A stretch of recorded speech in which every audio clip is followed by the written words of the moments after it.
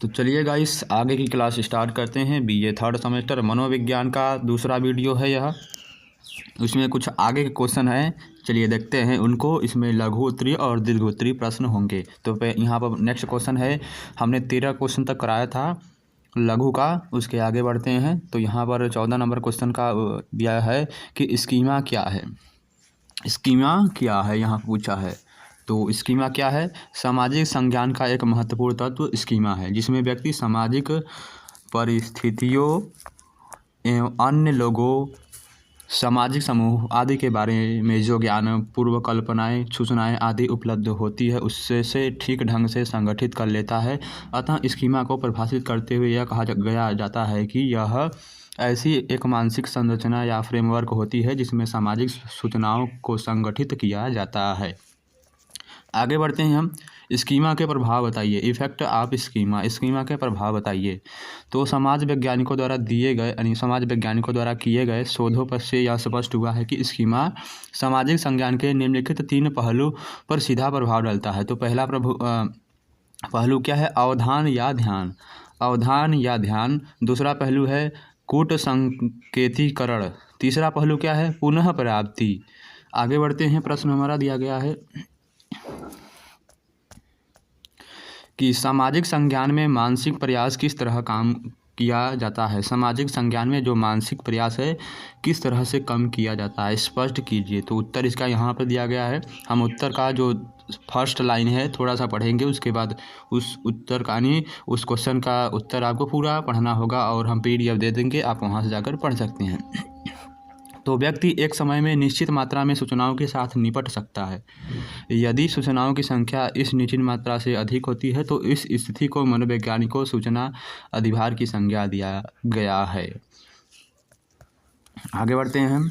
आगे हमारा प्रश्न दिया गया है, गूढ़ारोपण की विशेषताएं बताइए। अच्छा प्रश्न है, इसको ठीक करिएगा। गूढ़ारोपण की विशेषताएं बताइए। तो गूढ़ारोपण की चलिए हम 1-2 विशेषता पढ़ते हैं। तो पहली विशेषता है कि गूढ़ारोपण की प्रक्रिया एक संज्ञानात्मक प्रक्रिया है जिसके द्वारा दूसरे व्यक्तियों के व्यवहारों के कारण का पता चलता है। और यहाँ पर एक उदाहरण दिया गया है, यहाँ पर उदाहरण को पढ़िएगा जरूर। गूढ़ारोपण के कारक पूछा है यहाँ पर। गूढ़ारोपण के कारक बताइए। तो पहला कारक क्या है? इसमें 2 कारकों के रूप में समझने की कोशिश की गई है। गूढ़ारोपण को 2 कारकों के रूप में समझने की कोशिश की गई है। पहला कारक क्या है? आंतरिक कारक। दूसरा क्या है? बाह्य कारक। यहाँ पर एक उदाहरण दिया गया है, जैसे मान लिया जाए कि किसी कर्मचारी को नौकरी से निलंबित किया जाता है, ठीक है, निलंबित किया जाता है। फिर इस यानी कि इन निलंबन का कारण या तो कर्मचारी में आंतरिक कारक अथवा उसके बाह्य कारक या सतह दोनों में स्थित हो सकते हैं। आंतरिक कारकों में कर्मचारी की बुरी लतें होती हैं, मानसिक अयोग्यता, काम में अरुचि हो सकता है आदि हो सकता है। बाह्य कारकों में उसके पास का सख्त मनोवृत्ति कार्य तथा दुर्लभ स्वरूप कार्य के वातावरण का असंतोषजनक होना आवश्यक है। गूढ़ारोपण के 2 कारक हैं, आंतरिक कारक और बाह्य कारक, ध्यान रखिएगा। नेक्स्ट प्रश्न हमारा है केली। नेक्स्ट प्रश्न है, केली का सहपरिवर्तन गूढ़ारोपण सिद्धांत बताइए। तो केली का सहपरिवर्तन गूढ़ारोपण सिद्धांत यहाँ पर दिया गया है कि इस सिद्धांत का प्रतिपादन केली द्वारा किया गया है। इस सिद्धांत के अनुसार प्रत्यक्षकर्ता प्रेक्षक किसी व्यक्ति द्वारा संपादित व्यवहार 3 संभावित कारणों से एक रूप गूढ़ारोपण करता है। वे 3 कारक यहाँ पर दिए गए हैं, यहाँ पर देख सकते हैं। आगे बढ़ते हैं।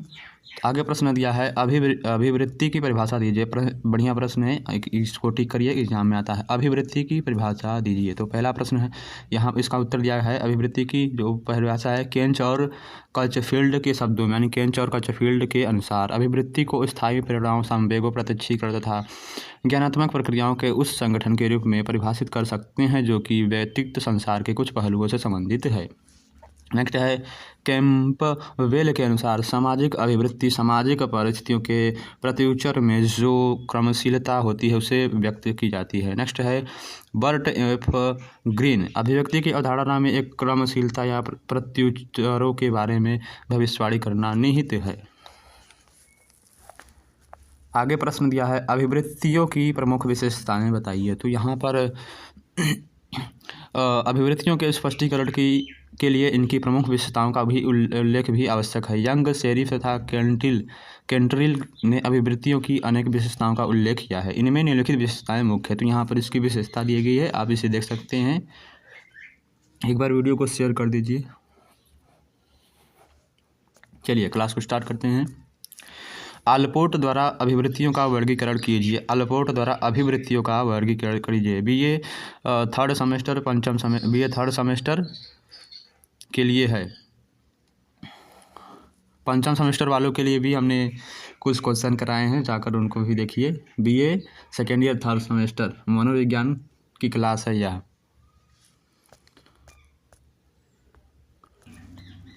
नेक्स्ट प्रश्न हमारा है आलपोर्ट द्वारा अभिवृत्तियों का वर्गीकरण। तो पहला यहाँ पर दिया गया है 3 श्रेणियों में विभाजित किया जाता है।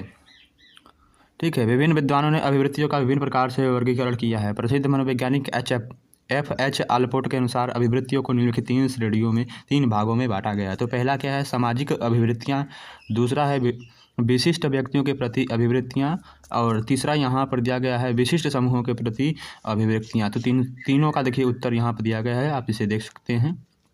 आगे प्रश्न में बढ़ते हैं। आगे प्रश्न में देखिए 4 प्रश्न दिए गए हैं, किस तरह से प्रश्न आपसे पूछे जा सकते हैं। तो पहला है अभिवृत्ति निर्माण को प्रभावित करने वाले कारकों का वर्णन कीजिए। दूसरा प्रश्न इस टाइप से पूछेगा, अभिवृत्ति निर्माण के निर्धारकों का वर्णन कीजिए। तीसरा, अभिवृत्तियों का निर्माण किस प्रकार होता है, वर्णन कीजिए। चौथा, अभिवृत्ति के घटकों का वर्णन कीजिए। तो यहाँ पर सबसे पहले सांस्कृतिक निर्धारक डालेंगे अभिवृत्ति का, दूसरा है सामाजिक निर्धारक डालेंगे, फिर यहाँ पर तीसरा है मनोवैज्ञानिक निर्धारक अभिवृत्ति का, मनोवैज्ञानिक निर्धारक, और चौथा है अभिवृत्ति का क्रियात्मक निर्धारक। आगे प्रश्न हमारा पूछ रहा है कि थॉम्सन क्या दिया है, थॉम्सन स्केल विधि विशेषताएं बताइए। इंपॉर्टेंट प्रश्न, इस एग्जाम में आता है। थॉम्सन स्केल विधि की विशेषताएं बताइए, शायद 2023 में आया हुआ प्रश्न है। यह है थॉम्सन स्केल विधि की विशेषताएं बताइए, या फिर अभिवृत्ति मापन की थॉम्सन मापनी के लक्षणों का वर्णन कीजिए। अभिवृत्ति मापन में थॉम्सन विधि का मूल्यांकन कीजिए। इस तरह से क्वेश्चन पूछेगा। यहाँ पर दिया गया है इसका अभिवृत्ति की मापन की रचना थॉम्सन महोदय तथा उनके साथी द्वारा सन 1929 में युद्ध, गिरजाघर तथा संतति निरोध आदि सामाजिक समस्याओं के बारे में लोगों की अभिवृत्तियों को ज्ञात करने के लिए किया गया था। अब इसके आगे आपको लिखना है मास्टर स्केल क्या है। मास्टर स्केल क्या है, नया क्वेश्चन है, एग्जाम में आ सकता है। मास्टर स्केल क्या है, इस प्रश्न का उत्तर आप अति में भी दे सकते हैं। क्या है, नया प्रश्न है। तो मास्टर स्केल का निर्माण रेमस तथा साइलेंस द्वारा किया गया था। इस स्केल के निर्माण में थॉम्सन स्केल का ही अनुकरण किया गया है, लेकिन इनमें जिन कथनों को शामिल किया गया है वे सामान्यीकृत थे। अब इसके बारे में आगे बढ़ते हैं। अब इसका उत्तर आप भी लिखिएगा। देखिए ये वाला प्रश्न भी आपके एग्जाम में आता है और यह अच्छा प्रश्न है और इसको टिक करिएगा। लीकड मापनी के जो प्रश्न है, लीकड से रिलेटेड जो प्रश्न है वो भी एग्जाम में आते हैं, लीकड। तो यहाँ पर नेक्स्ट प्रश्न है, यह इस प्रश्न को अति में भी लिख सकते हैं। लीकड स्केल की विशेषताएं बताइए। तो इस स्केल की रचना लीकड द्वारा सन 1932 में की गई। लीकड ने इस स्केल के द्वारा पूंजीवाद, अंतर्राष्ट्रीयता तथा हब्सियों के प्रति लोगों की अभिवृत्तियों को जानने का प्रयास किया है। यह विधि थॉम्सन विधि के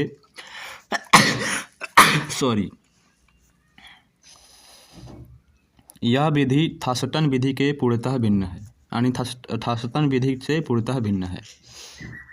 नेक्स्ट प्रश्न है, गथमैन स्केल की प्रकृति क्या है।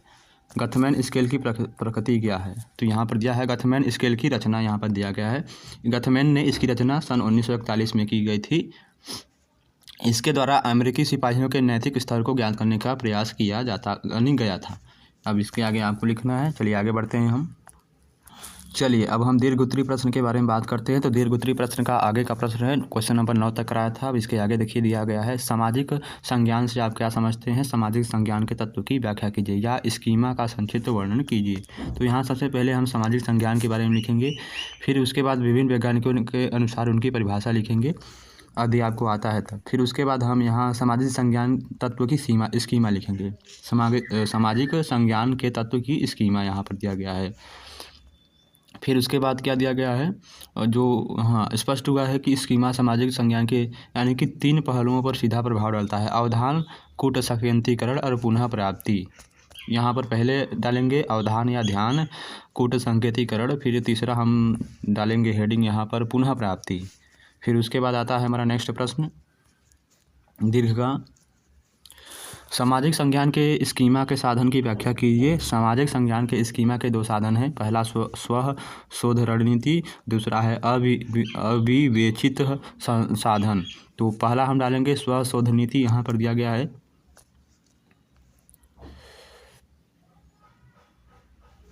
देख सकते हैं इसका उत्तर, यहाँ पर हेडिंग दिया है प्रतिनिधिकता दिया गया है। पहली हेडिंग स्वनिधि शोषण में, फिर दूसरा हेडिंग यहाँ प्राप्यता दिया गया है, तीसरा है संयोजक त्रुटि, फिर उत्तेजन स्व शोध दिया गया है, फिर आगे हमारा अविवेचित संसाधन आता है, यानी दूसरा वाला आता है अविवेचित संसाधन, उसके बारे में लिखना है। नेक्स्ट प्रश्न हमारा दिया गया है, अब इसका उत्तर आपको पढ़ना पड़ेगा क्योंकि हम पढ़ेंगे तो वीडियो बहुत लंबा हो जाएगा। गूढ़ारोपण का अर्थ एवं कारकों की विवेचना कीजिए। तो गूढ़ारोपण एक काफ़ी महत्वपूर्ण संज्ञानात्मक प्रक्रिया है। जब कोई व्यक्ति किसी दूसरे व्यक्ति के व्यवहारों का प्रत्यक्षण करता है तो उस समय वह मात्रा इतनी ही जानकारी से संतुष्ट नहीं हो जाता कि उसने अमुक व्यवहार किया है, बल्कि वह उन व्यवहार के कारणों अथवा उनकी उत्पत्ति के स्रोतों या प्रेरकों का भी अनुमान कर लेता है। चलिए आगे बढ़ते हैं। आगे आप इसका उत्तर देख सकते हैं, इस तरह से लिखा जाता है दीर्घोत्तरीय प्रश्न। यहाँ पर देख सकते हैं, यहाँ पर गूढ़ारोपण के कारण पूछा है। यहाँ पर गूढ़ारोपण के कारण पूछा है तो पहला कारक है आंतरिक कारक। 2 कारण होते हैं, आंतरिक और बाह्य कारण गूढ़ारोपण के, हमने आपको पहले लघु में बताया था। फिर नेक्स्ट प्रश्न हमारा है केली का सह परिवर्तन गूढ़ारोपण का सिद्धांत यहाँ पर दिया गया। केली के द्वारा समाज वैज्ञानिकों ने गूढ़ारोपण की व्याख्या करने के लिए कुछ सिद्धांतों का प्रतिपादन किया है। इन सिद्धांतों में इस बात की व्याख्या करने की कोशिश की गई है कि व्यक्ति के अमुक व्यवहार के संभावित कारण क्या हो सकते हैं, और केली का सह परिवर्तन गूढ़ारोपण यहाँ सिद्धांत दिया है। यहाँ पर केली का सह परिवर्तन गूढ़ारोपण सिद्धांत, सबसे पहले केली के बारे में क्या इसमें बताया गया है वो लिखेंगे, फिर उसके बाद केली का सह परिवर्तन गूढ़ारोपण सिद्धांत डालेंगे हेडिंग, फिर यहाँ पर लिख देंगे। यहाँ पर देखिए लिख दिया गया है, इसका PDF हम दे देंगे, यहाँ पर क्लियर आपको आ रहा होगा। यहाँ पर सूचना के प्रकार, मात्रा, गूढ़ारोपण 3 लाइन हेडिंग बनाएंगे, फिर केली द्वारा प्रतिपादन कार्यात्मक गूढ़ारोपण का मॉडल यहाँ पर बताएंगे, देख सकते हैं। आगे प्रश्न हमारा दिया गया है कि मनोवृत्ति से आप क्या समझते हैं, इसकी प्रमुख विशेषताओं का वर्गीकरण पर प्रकाश डालिए। अभिवृत्ति को प्रभावित कीजिए या फिर अभिवृत्ति के घटकों एवं विशेषताओं की वर्णन कीजिए। तो यहाँ पर 2 प्रश्न है, दोनों प्रश्न का उत्तर सेम है, बट किस तरह से प्रश्न पूछा है ये देखिए। समाज मनोविज्ञान में अभिवृत्तियों के अध्ययन का एक महत्वपूर्ण स्थान है। वर्तमान युग में समाज मनोविज्ञान की अनेक समस्याएं जैसे सामाजिकरण, नेतृत्व प्रचार, जनमत, अफवाह, भीड़, तनाव आदि अनेक महत्वपूर्ण मौलिक समस्याएं हो सकती हैं। इसमें अभिवृत्ति भी एक मौलिक समस्या है। इसके आगे आपको पढ़ना है। फिर उसके बाद अभिवृत्तियों का अर्थ है परिभाषा।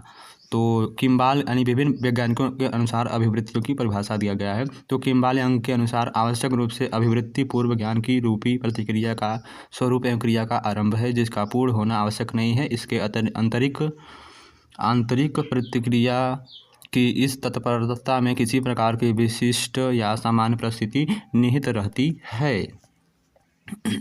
चलिए आगे बढ़ते हैं हम आगे। फिर नेक्स्ट हेडिंग है अभिवृत्तियों की समान विशेषताएं। तो पहली विशेषता यहाँ पर दिया गया है यंग, शेरिफ और केंटिल के अनुसार अभिवृत्तियाँ अर्जित होती हैं, न कि जन्मजात होती हैं। अभिवृत्तियाँ समान रूप से स्थायी होती हैं, दूसरा है। और तीसरा है अभिवृत्तियों में प्रेरणात्मक क्रियात्मक तत्व होते हैं, यहाँ पर दिया गया है। नेक्स्ट है चौथा, अभिवृत्तियाँ त्यौहारों का दिशा निर्देश करती हैं। फिर यहाँ पर पाँचवा है अभिवृत्तियों में विषय वस्तु संबंध। अभिवृत्तियों संवेगों से जुड़ी होती हैं। अभिवृत्तियाँ का निर्माण अचेतन मन द्वारा होता है। 8वां दिया गया है यहाँ पर अभिवृत्तियों के प्रकार। तो यहाँ पर अभिवृत्तियों के 3 प्रकार बताया गया है। F.H. आलपोर्ट ने अभिवृत्तियों को 3 श्रेणी में बांटा है। पहला है सामाजिक अभिवृत्तियाँ, दूसरा है विशिष्ट व्यक्तियों के प्रति अभिवृत्तियाँ, तीसरा है विशिष्ट समूह के प्रति अभिवृत्तियाँ। विंट ने 2 प्रकार की अभिवृत्तियों की चर्चा की है। एक वैज्ञानिक विंट थे, उन्होंने 2 प्रकार की अभिवृत्तियों की चर्चा की है। पहला है विशिष्ट और दूसरा है सामान्य। माता पिता के साथ जो अभिवृत्तियाँ हमारी होती हैं उन्हें हम विशिष्ट अभिवृत्तियाँ कहते हैं। ठीक है, माता पिता के जो साथ अभिवृत्तियाँ होती हैं उन्हें हम विशिष्ट अभिवृत्तियाँ कहेंगे। इसके अलावा किसी एक समूह अथवा वर्ग के बारे में जो हमारी अभिवृत्ति होती है उसे हम समान अभिवृत्ति कहेंगे। नेक्स्ट प्रश्न अब हमारा आता है, इसमें 3 प्रश्न आपको दिख रहे हैं। तीनों प्रश्न अलग अलग तरह से पूछे हैं, इसका आंसर भी सेम है।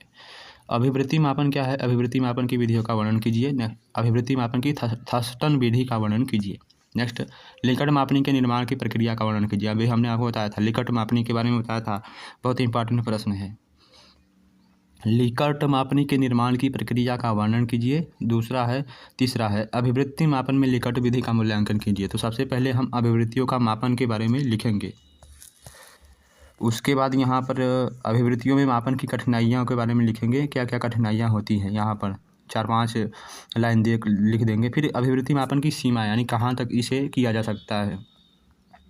फिर अभिवृत्ति मापन की विधियाँ लिखेंगे। तो पहली हमारी विधि कौन सी है? थर्स्टन की सम विस्तार पद्धति। यहाँ पर उसके बाद हम थर्स्टन की सम विस्तार पद्धति के बारे में लिखेंगे। फिर यहाँ पर थर्स्टन मापदंड की रचना लिखेंगे। उसके बाद यहाँ पर कौन सी हेडिंग लिखेंगे? सावधानियाँ लिखेंगे, दोष लिखेंगे। फिर उसके बाद आता है दूसरी विधि, लिकट की तीव्रता मापन पद्धति। यहाँ पर देख सकते हैं, इस तरह से आपको लिखना पड़ेगा। देख सकते हैं, इस तरह से आपको लिखना पड़ेगा। और अभिवृत्ति की थर्स्टन और लिकट विधि की तुलना, आप दोनों में तुलना करेंगे। अभिवृत्ति की थर्स्टन और लिकट पद्धति की तुलना करेंगे, दोनों में क्या तुलना है। तुलना करने के बाद यहाँ पर समाजमिति विधि को लिखेंगे, अर्थ विभेद प्रविधि लिखेंगे। उसके बाद यहाँ पर मूल्यांकन करेंगे। यहाँ पर देख सकते हैं, सुंदर, विशिष्ट, चतुर, विश्वसनीय, तेजस्वी। मूल्य मापन यहाँ पर दिया है, असुंदर, अशिष्ट, मूर्ख, अविश्वसनीय, तेजहीन। इसका उत्तर बहुत बड़ा है। यहाँ पर बोगार्ड्स की सामाजिक दूरी मापन लिखेंगे, बोगार्ड्स के अनुसार। फिर उनकी सीमाएं, एडवर्थ एवं किलपेट्रिक की मापनी विभेद पद्धति लिखेंगे। यहाँ पर यानी जितने भी वैज्ञानिक हैं सबके बारे में। हत्यारे को फांसी देनी चाहिए, यहाँ पर हेडिंग है, देखिए। पूर्ण सहमत, सहमत, आशंकित सहमत। मनोविज्ञान जो है एक अच्छा सब्जेक्ट है, इसका प्रैक्टिकल बहुत अच्छा है। यदि कॉलेज वाले आपसे करवाते हैं तो अच्छा सब्जेक्ट है प्रैक्टिकल। और दूसरा हमारा प्रश्न यहाँ पर नेक्स्ट प्रश्न दिया गया है कि अंतःव्यक्तित्व क्या दिया है? अंतःव्यक्तित्व आकर्षण से आप क्या समझते हैं? इसके निर्धारकों को उदाहरण सहित समझाइए। या तो है अंतःव्यक्तित्व आकर्षण का अर्थ एवं प्रकृति बताइए और इसके निर्धारकों का वर्णन कीजिए। तो यहाँ पर इसके बारे में लिखेंगे, क्या लिखेंगे? अंतःव्यक्तित्व आकर्षक एक महत्वपूर्ण प्रत्यय है। परस्पर एक दूसरे के प्रति आकर्षित होना ही अंतःव्यक्तित्व आकर्षण कहलाता है। फिर उसके बाद अंतःव्यक्तित्व आकर्षण के अर्थ और प्रकृति लिखेंगे। तो यहाँ पर विभिन्न वैज्ञानिकों के अनुसार इसकी प्रकृति यानी कि है, उन्होंने बताया है कैसी है यह। आगे बढ़ते हैं। आगे लिखने के बाद, उसकी प्रकृति लिखने के बाद अंतःव्यक्तित्व आकर्षण के निर्धारक यहाँ पर मुख्य रूप से 2 वर्गों में निर्धारित किया गया है। तो पहला क्या है? अंतःव्यक्तित्व निर्धारक, दूसरा है शारीरिक। अंतःव्यक्तित्व निर्धारक में पहला पॉइंट है शारीरिक आकर्षण और दूसरा पॉइंट यहाँ पर दिया गया है अभिवृत्ति की समानता। तीसरा पॉइंट व्यक्तित्व की समानता। चौथा है व्यवहारगत समानता। पांचवा है पारस्परिकता। छठवां है चाटुकारिता और दूसरा है परिस्थितिजनक निर्धारक। तो परिस्थितिजनक निर्धारक में, जन्य निर्धारक में पहली हेडिंग जो है समीपता या सन्निकटता, दूसरा है पारस्परिक अंतःक्रियाएं, तीसरा है अनावरण, चौथा है संवेग उत्पन्न करने वाली घटनाएं। तो ये आपके जो प्रश्न हैं एग्जाम में आ सकते हैं, तो प्रश्न को तैयार करिए। सभी वीडियो का PDF आपको हमारे टेलीग्राम ग्रुप में मिल जाएगा। तो धन्यवाद। अब कल हम आपको 17 नंबर क्वेश्चन बताएंगे इसका उत्तर। खास बात यह है वीडियो में कि क्वेश्चन के साथ उत्तर भी आपको मिल रहा है।